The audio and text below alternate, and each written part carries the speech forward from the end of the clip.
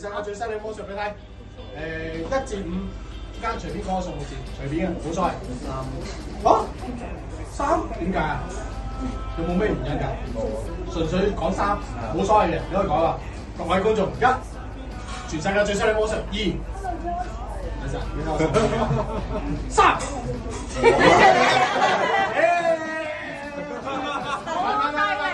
講笑啫，嗱你就有一隻啤牌，嗱啤牌有52隻，燕字傾、葵扇紅心梅花皆專，任你講一個花色，冇所謂。紅心點解？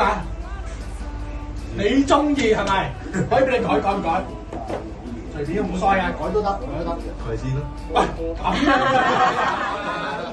隨便，最後答喎，葵扇。你一講數字知咩話？咩啊？頭先講數目字咩啊？3。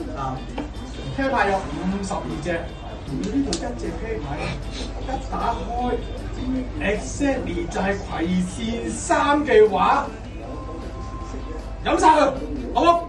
邊個先？葵扇3。